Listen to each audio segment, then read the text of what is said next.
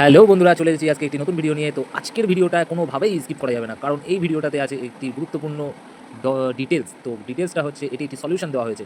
তো মোবাইলটিতে আজকে মোবাইলটি এসছে পোকো M3 বলতে পারেন বা 9 পাওয়ার বলতে পারেন, একটি হ্যান্ডসেট। তো চলুন শুরু করা যাক। তো আমি দীপ, দেখতে থাকুন।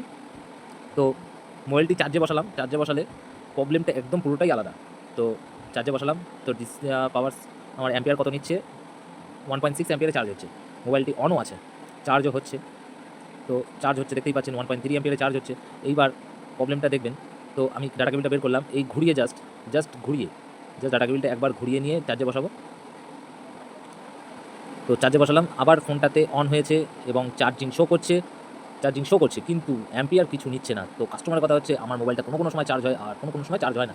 তো যেহেতু এই মোবাইলটাতে সেই সমস্যা, যেটা হচ্ছে ঘুরিয়ে দিলে অ্যাম্পিয়ার শো করে না।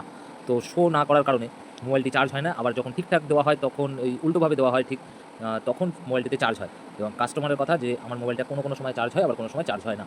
তো এটা মূলত প্রধানত প্রবলেম হয়ে থাকে তো সিসি বোর্ড থেকে। তো সিসি বোর্ডের কোনো সমস্যাই ছিল না, কারণ সিসি বোর্ডটা আমি চেঞ্জ করেছি। সিসি বোর্ড চেঞ্জ করার পরেও সমস্যাটা সমাধান হয়নি।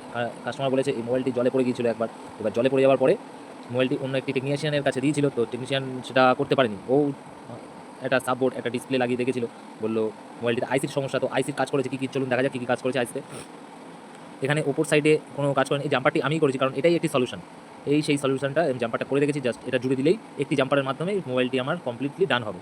তো চলুন এই মোবাইলটিতে আগে কোন টেকনিশিয়ান কী কাজ করেছে সেটা দেখিয়ে দিই। তো প্রথমত এখানে দেখতেই পাচ্ছেন আমার চার্জিং আইসি PM632, এটাকে চেঞ্জ করা হয়েছে একবার। আর CPU MMC দুটোই কাজ করা হয়েছে।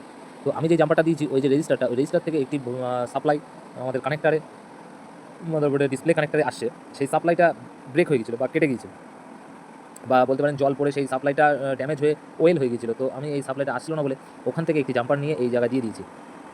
তো মোবাইলটিতে অনেকটাই কাজ করা হয়েছে, দেখতেই পাচ্ছেন। তো মোবাইলটিতে কাজ হয়েছে, CPU MMC দুটোকেই তুলে রিভলভ করা হয়েছে, আর চার্জিং আইসি চেঞ্জ করা হয়েছে, তবুও সমস্যাটার সমাধান হয়নি। তো আমি এটাকে প্রথমে চেক করে দেখলাম সব কিছু। তোমার চার্জিং বোর্ড চেঞ্জ করেছি, ডিসপ্লে একটা চেঞ্জ করেছি। তো কারণ এটা ডিসপ্লের সাথেই চার্জিংয়ের সাপ্লাইটা আছে, তো ওটা চেঞ্জ করেও হয়নি। তো মূলত এই জাম্পারটার মাধ্যমে ফোনটি আমার কমপ্লিট হবে। তো জাম্পারটা করে নেই, আপনাদের দেখিয়ে দেবো।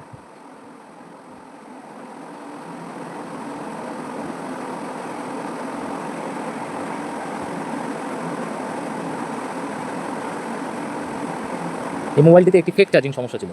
তো ফেক চার্জিং বলতেই পারেন। তো ফেক চার্জিং আইসির মধ্যে থেকে কোনো না কোনো জায়গা থেকে হয়ে থাকে। তো এটি সেই একটি লাইন। তো DPDM লাইন ওকে ছিল, আর ব্যাটারি ID থারাম দুটোই ওকে। তো দেখতেই পাচ্ছেন মোবাইলটি আমার অন হয়েছে জাম্পারের মাধ্যমে, চার্জিং নিচ্ছে, 1.3 অ্যাম্পিয়ার শো করছে, চার্জ বাড়ছে তার মানে। এবার দেখুন আমি ডাইরেক্ট আবার সেই একই পদ্ধতিতে আমি চার্জিংটা উল্টিয়ে দেবো। উল্টিয়ে দিলাম। তো উল্টিয়ে দিয়ে দেখা যাক কী হচ্ছে, চার্জিংটা আমার নিচ্ছে কিনা। হ্যাঁ, চার্জিং এখানে নিচ্ছে। এবার অ্যাম্পিয়ার দেখবো শো করছে কিনা। তো চলুন দেখা যাক। তো অ্যাম্পিয়ারও নিচ্ছে। তো মোবাইলটি আমার সম্পূর্ণ ডান হয়েছে এখানে। তো এরকম ধরনের আরও ভিডিও পেতে গেলে আমাকে লাইক এবং কমেন্ট সাবস্ক্রাইব করো। আর থ্যাংক ইউ প্লিজ।